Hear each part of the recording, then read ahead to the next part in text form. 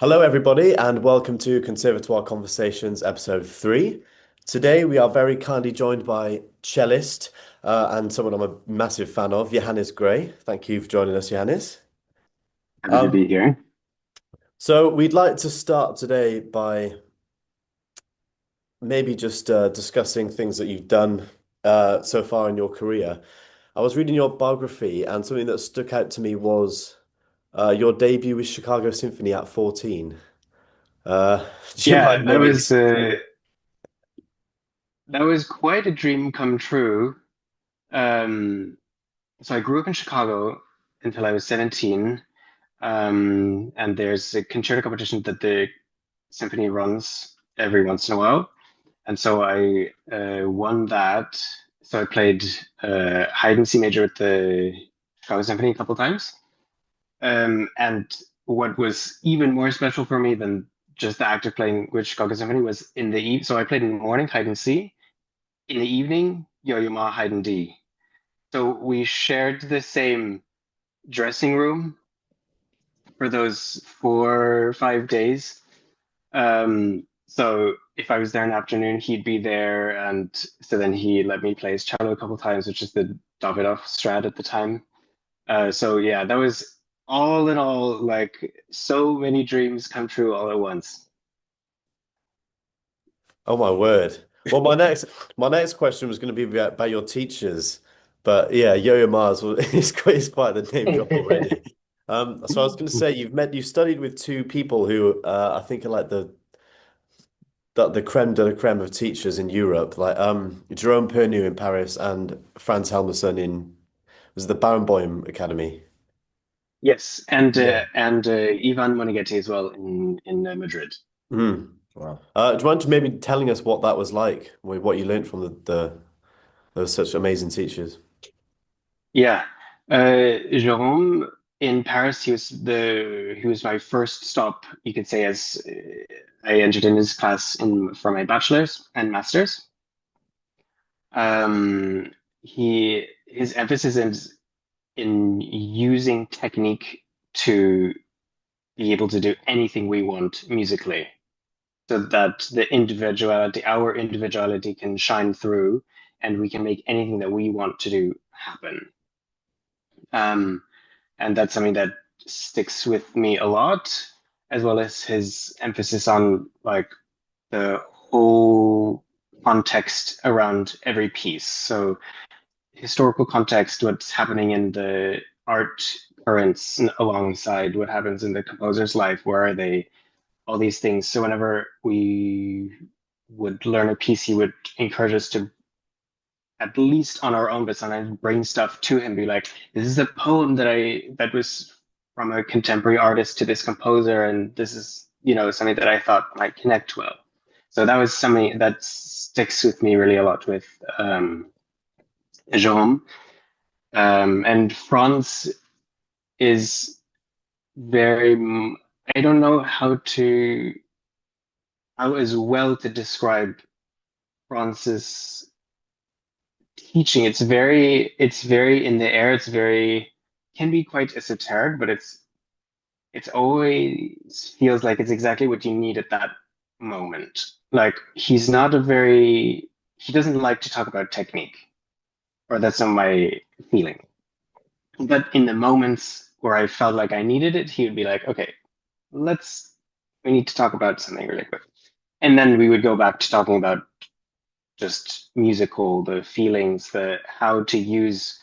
For me, the one of the most important things that I like, the moments in the lessons that was like, oh my God, that helps so much, is the that in the so the we never that we should always pull and push from our index finger. So like the fingers are always loose, but it's like everything starts from this point here. So there's no like flopping. So it's not like the pinky starts the down bow, and the it's all directly from here, and then it feels everything so much more connected. Like he said, like the fingers are the lips when you speak. So that's something that really sticks with me. Yeah, cool. Would you say that you prefer a teacher that is maybe less scientific or instructional in their approach? Um, I think it's maybe more inspiring in the moment, but I don't think it's necessarily more helpful. Um, I think we do need a mix of both things because it can be very easy then to get caught up in the excitement of like, oh, this is, these feelings or these atmospheres, and then kind of forget a little bit to pay enough attention to exactly the accuracy of everything that's going on. And so, yeah, I think we need to mix it both. Yeah. Yeah, it's a fine balance, isn't it? I think Mm. yeah, so I mean the caliber of teachers you've had there, did they we're hoping to ask some questions about competitions. I mean, did they suggest competing? It was, let's see, I think I don't like doing competitions, but I feel or well felt and maybe feel that they're a necessary evil. Um, so none of my teachers pushed me to do competitions, I would say, but they encouraged me to do the ones that I expressed interest in doing. Um, but had I said I don't want to do any, I don't think they would have. They would have maybe said like, "Are you sure?" But I don't think there would have been like a real push. Why do you think that it's important then that we do competitions in music? I know there is a bit of a stigma around them, saying that music's not necessarily a sport, it's an art, but it's such a big part in the industry. I think that it's well, in order. So my goal has always been to be a soloist and chamber musician. So for that, you need name recognition, or you need people to know who you are. And unless you're somebody that's born very lucky into connections, then or if you just happen to meet the right person at the right time, um, having your name be out there is can be difficult without competitions. Like it's not fair because competitions aren't fair and they are weird, but it somehow can be a fair way. Like everybody potentially could, who enters into the competition, have their name out, whereas somebody without connections might not ever be heard of had they not. Good point. Um, yeah, I think that's quite interesting actually. So when you're preparing for a competition, you know, how much do you find yourself doing like in the lead up to the competition? I mean, you're managing such a big amount of repertoire, I'm assuming. I think most Yeah, competitions are like that. Do you find that very difficult? Is that one of the most challenging parts, or is it the pressure? Or it's it's all of the above. Um, Time management is difficult for me in general. So yes, with all the repertoire, it is difficult to, well, what I find specifically difficult with all the repertoire is feeling like I actually practice everything well, rather than just kind of skimming over most of the stuff in general. But so I find for me, I try to write down a lot, like which I don't necessarily do in day-to-day practicing. If I'm preparing for something, I will like, okay, these are the things that I need to practice today. These are the sections that I'm hoping to do. This is like, and then at the end of each like piece, I'll write, this still isn't working right, or this worked better than yesterday, or just to keep my mind a little bit more organized, because otherwise I forget everything anyway, and especially with the pressure of um, working for the competitions. Um, but yeah, I preparing for the competition, it's it's not can be unpleasant. But I think we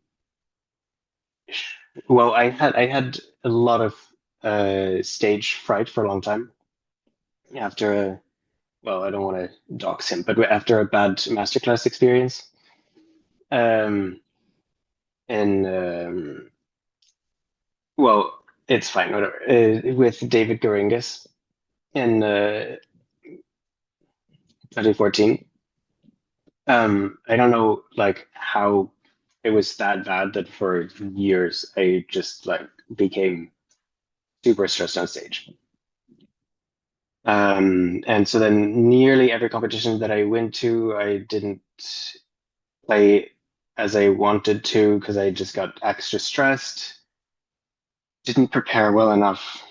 And then before one of the competitions that I did in 2022, the Foyamon competition, um, Jérôme, he's like, look, he was in the jury, so he's like, I'm not going to give you any lessons. But let's do mental preparation for this. So like we talked about all the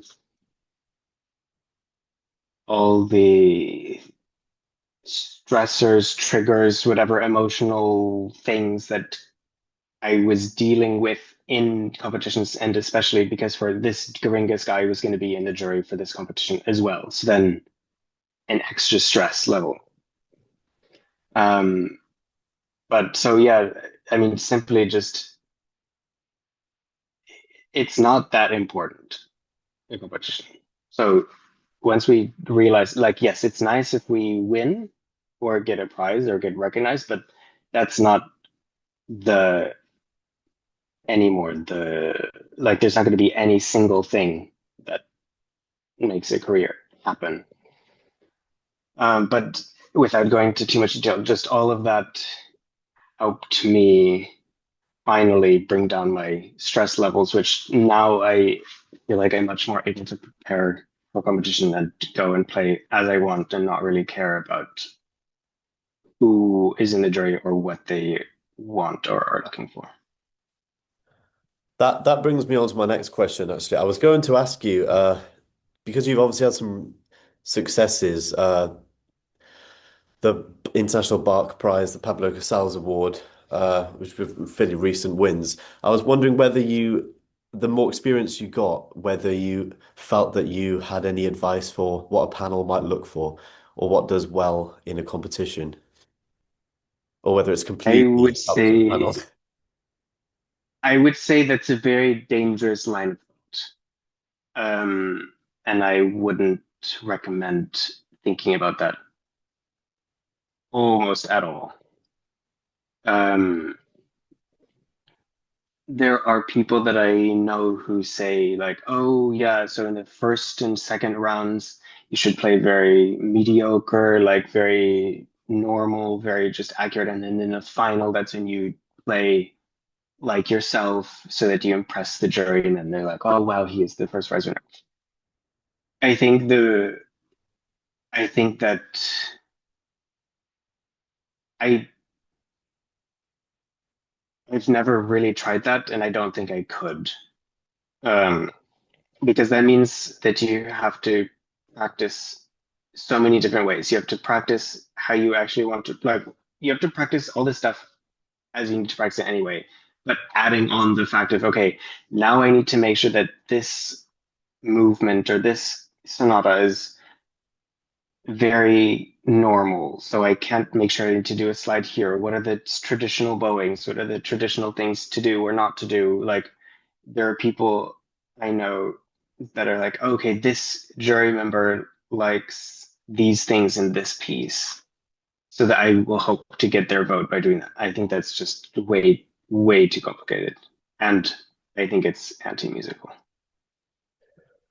Yeah. So another question is on terms of trying to be an individual and have your own style. So obviously we are at Conservatoire.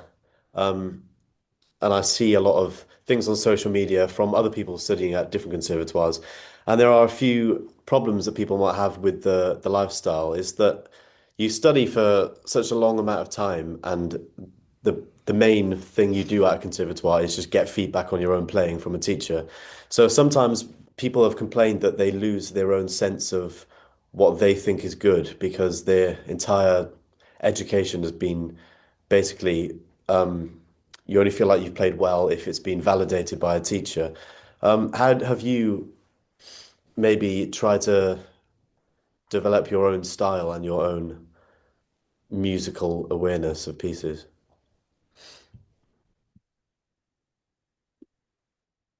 That's very personal for for each person to decide what they want or what sounds good to them. But before I continue on that, to your previous point about um, playing for the teachers and their validation, I think what's very important and just the perfect moment in conservatory is playing also for other people, like your other classmates, playing with other, I don't know, pianists in different chamber music groups, playing, yeah, just amongst yourself in the cello class, like, hey, can you listen to this?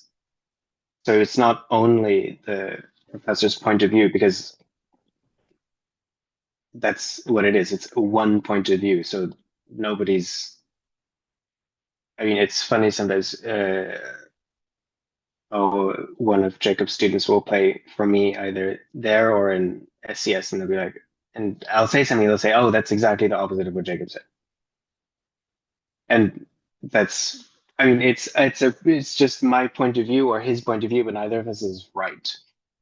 So yeah, it that is one of the things that can be restraining in conservatories if you only play for your teacher. But I think, yeah, play between yourselves. Like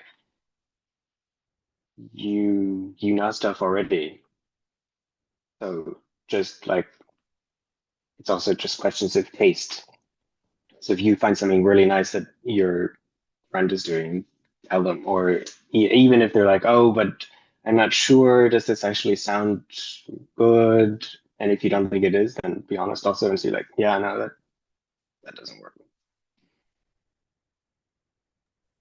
So, when you're now in the industry, you've left your education. Do you feel like you have when you choose repertoire a free range of choice, or are you maybe catering for an audience? How is it that you pick what you play for your next concert? A lot of considerations. I will say I'm very glad now basically to be done. Well, I don't think I will do any more competitions. We'll see. But I am very glad not to be in the.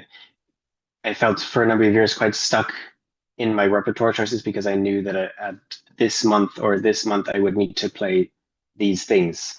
So then that, you know, reduced the amount of things that I could reasonably offer in the months before. But now I I try to make it a combination of what I find really interesting and what I think the audience would like. Um, and I think that can be, I think they're often very similar. I th It's also in the way that we present it or um, that we defend the piece as we play it, like in their interpretation. Like sometimes um, I know I've heard or I've even been guilty of playing a piece that I don't really like, not really well, thinking I don't like it, the audience isn't going to like it, so whatever. And of course, they don't really like it. Um, but if it's a piece that I really like, and now I try, of course, to play the pieces that I also don't like in a very interesting way, I think audiences can get into anything.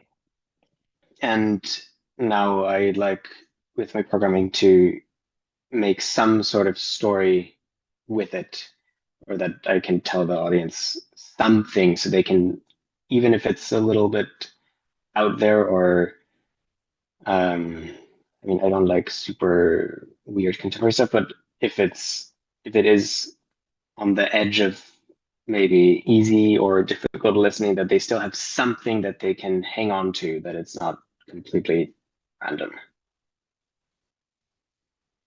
Yeah, it's very interesting about, curating programs to whether the interest is with the separate parts or whether it kind of follows through the concert.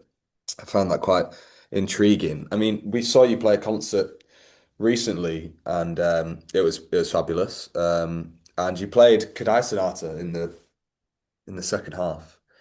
So obviously that's a bit of a monster of a piece. How do you approach practicing for like such a difficult piece? I mean, it's got to be kind of different in in a way, like in compared to preparing for an easier piece. Like, how much different really is it?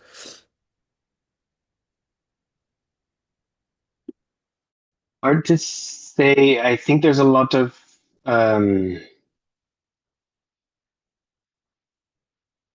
there's a lot of slow practice. There's a lot of um,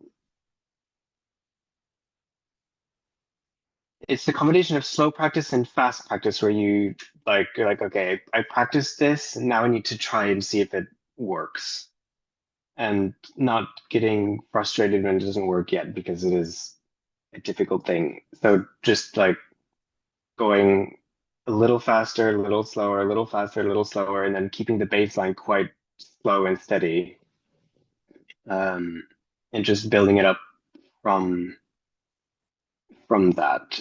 What I find most difficult in practicing is not getting annoyed at myself when things don't work, or when they worked the day before and now they're not again. Um, but that's yeah, that's an important thing to try to figure out. But I think just taking a step back when something's not working, be like, okay, I'll go back to that in a couple minutes. But then for a piece like Kodai, very important is staying relaxed.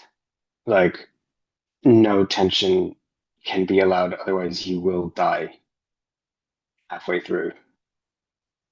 Um, so yeah, making sure that you are really staying relaxed. All the difficulties, like difficult bits in the left and right hand, just like if you practice it slow with a lot of tension or fast with a lot of it will stay, and that's a bit dangerous. But then doing run throughs, making sure that you can feel it, even if things don't work 100%, just that you get the feeling of doing the whole piece in the because that's also well with Kodai specifically and otherwise also I think, but Kodai specifically, it's so long, it's so quite abstract. Um, if the breath isn't there for the whole piece, then it's very difficult to listen to and to play. So, if I gave you a 2 hour practice room, um, and I gave you something about as difficult as Kadai Sonata that you've never seen before, how do you structure that 2 hour practice? Have you got any routines or secret tips? 2 hours to practice to learn something that in 2 hours I could play something for you. Not necessarily, no, maybe not necessarily like a Okay, quick okay. win, but just say if you get a new piece that's very, very difficult. Um, yeah. Yeah, what's the first 2 hours that you spend on it? First 2 hours, any piece, you just kind of mess around, honestly. Because there's no way in 2 hours you're going to learn anything real. Um, so at the beginning, I always try to just kind of go through it. I know it's going to sound bad. Like I might skip the really difficult sections. You're going to be like, "How? What's going on?" But just to get an idea of the whole piece, and then through that run through, I'll know. Okay, these are difficult. This is easier than it looks.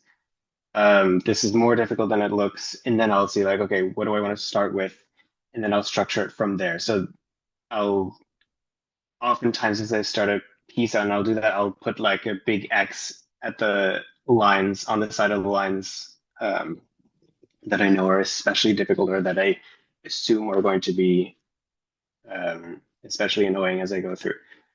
So that would be the first 2 hours, and then I would start looking at those sections in more detail, go through with um, in the sections that I know are going to be difficult. I'll put fingerings immediately just to like I'll work through that really slowly, just so it's there. It can be changed. Obviously, if some better fingering comes up, but just so that I don't get stuck on that section every single time. You're like, oh wait, I thought I figured this out a little bit yesterday.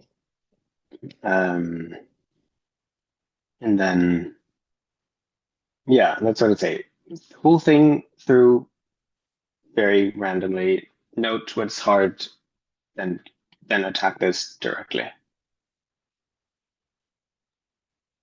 Great. Another topic we'd like to bring up is social media, because it's something that is sort of it's been around for a while now, but it's not really been spoken about enough in education, because obviously the teachers are older than us, and it's not maybe not something that they're that clued up about. What's your opinions of social media and music, and maybe how do you use it? I have conflicted um, opinions about it. I think going back to what I said about competitions, we need our names to be out there. So it's another tool for that. Um, at the same time, there are people who maybe are more focused on follower count than practicing, or their content creation, which then it's not the social media in service of music, it's the music in service of social media. Um, so I don't know. I don't feel like I'm active enough personally, actually, in posting and putting videos or whatever. Um, but it's it's hard to know what the right amount is because we don't also need to flood the internet with people that are all posting the similar or same videos of themselves practicing or of the same clips of the same pieces. Um, then to figure out how to do it with our own voice, but that's not what we train for, or that's not like I didn't see this as becoming part of my life, you know? Um, so it's hard to know what is right. But I do get a little frustrated because I do hear from concert organizers or agents that they do now take into consideration how active you are. Because if you aren't active enough promoting yourself, why should they be actively trying to promote you also? But at the same time, I feel like that's their job, not mine. But yeah, I don't know. It's hard to say, and I haven't found the what I would say is my own answer yet, even. So yeah, that's very interesting. I mean, we'll finish up the interview with a few sort of not quick fire questions, but just a few quick questions before we finish. Um, so the first one is, what is the best piece of advice you received during your career so far? If anything springs to mind. Yeah. I mean, I don't know.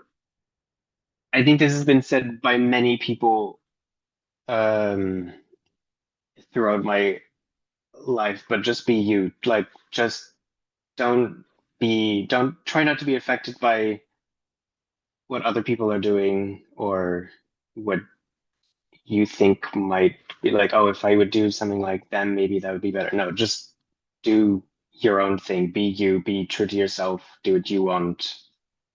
And you're going to be more likely to make it happen, I think, if you are just following what you want to do. Great. Another question is, what is your opinions on how the industry has changed and how can musicians like us who are hopefully going to go into the industry, how can we adapt to it? Again, very difficult questions because it's changing so fast. I mean, when I was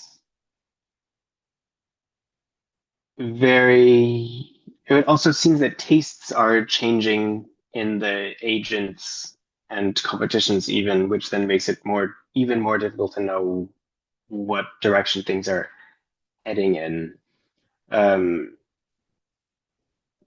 But like at the beginning of the 2000s, it was very much just like you play, you do competition, and it can work from that still. Like in the 20th century, it'd be like, oh, you win Tchaikovsky competition, you will have a career, that's it.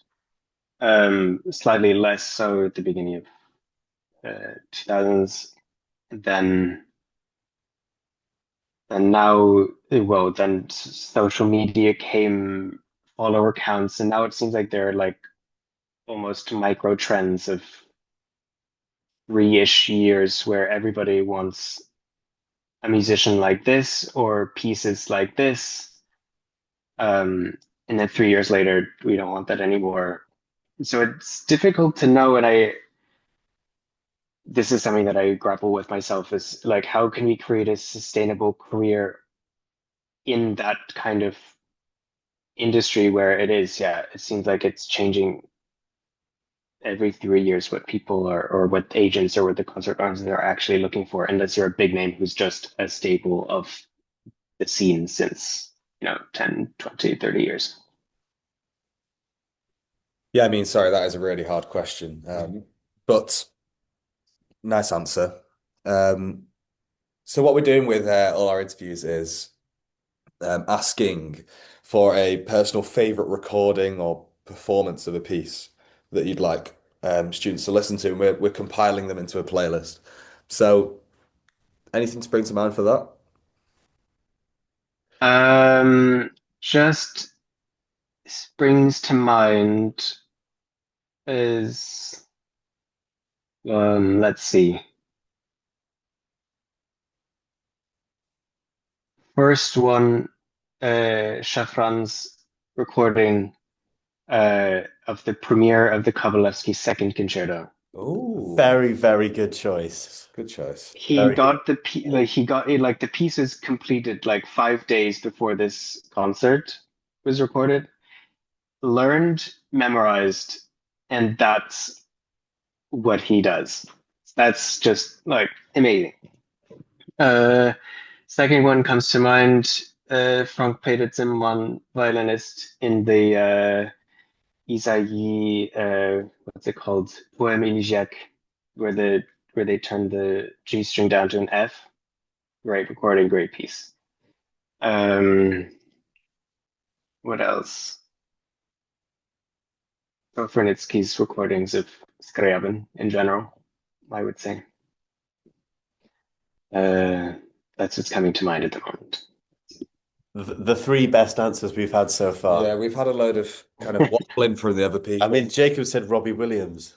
I don't know. It's not what we were expecting. Well, that concludes the interview. Thank you again, Johannes. Some good topics to discuss, and yeah, hope to see you again soon.